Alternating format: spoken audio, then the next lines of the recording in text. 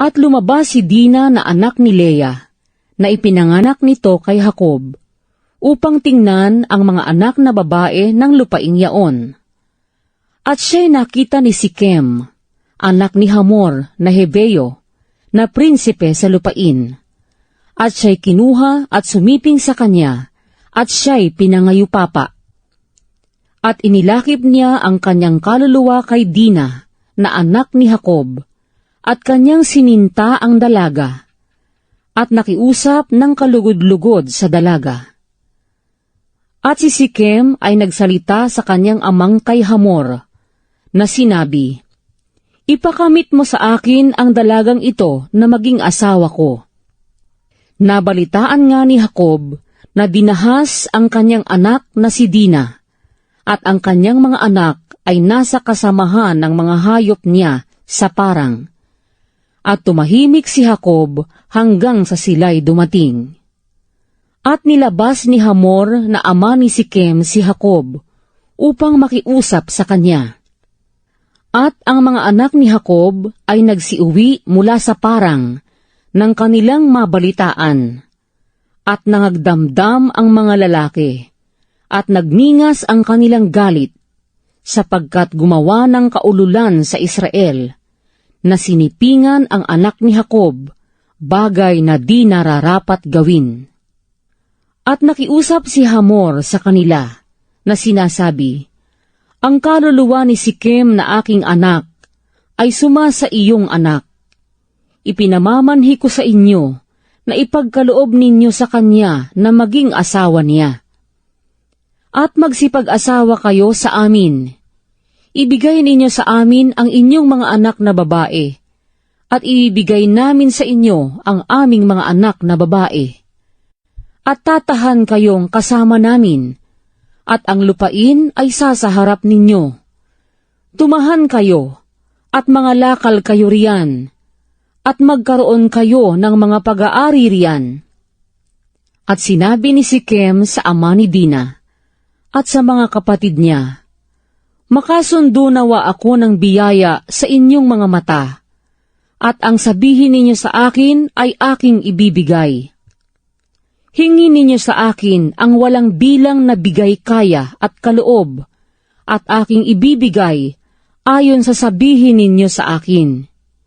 Ipagkaloob lamang ninyo sa akin ang dalaga na maging asawa ko." At nagsisagot na may pagdaraya ang mga anak ni Jacob kay Sikem at kay Hamor na kanyang ama, at sila'y nagsalitaan, sapagkat kanyang dinaha si Dina na kanilang kapatid. At sinabi niya sa kanila, "Hindi namin magagawa ito, na ibigay ang aming kapatid sa isang hindi tuli, sapagkat isang kasiraan ng puri namin. Sa ganitong paraan lamang papayag kami sa inyo.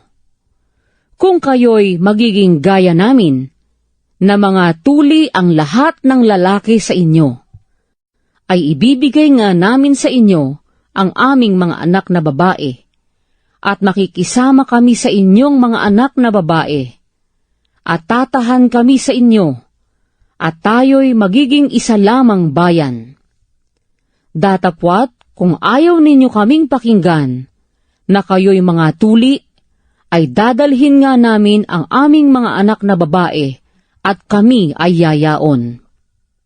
At ang kanilang mga salita ay kinalugdan ni Hamor at ni Sikem na anak ni Hamor.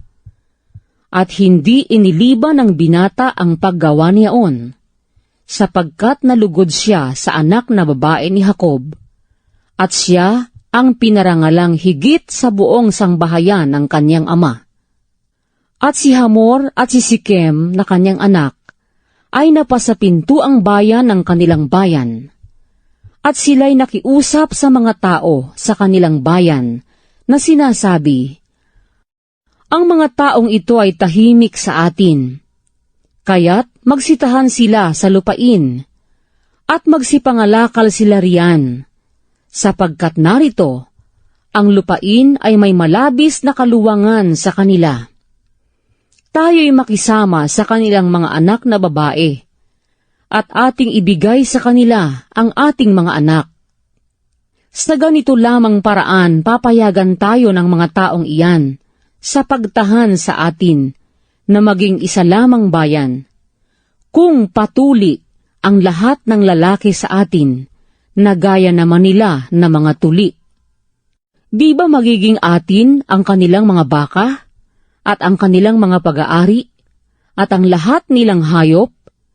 Atin lamang silang payagan at tatahan sa atin.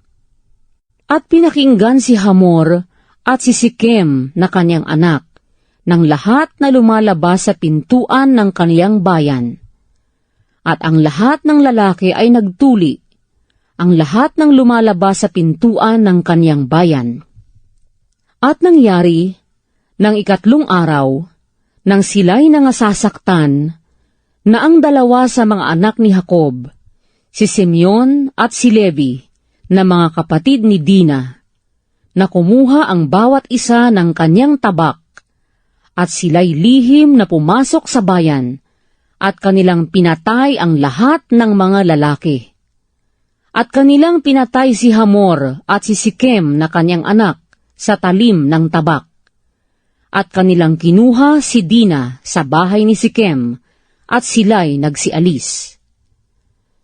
Nagsiparoon ang mga anak ni Jacob sa mga patay, at kanilang sinamsaman ang bayan, sapagkat kanilang dinahas ang kapatid nila.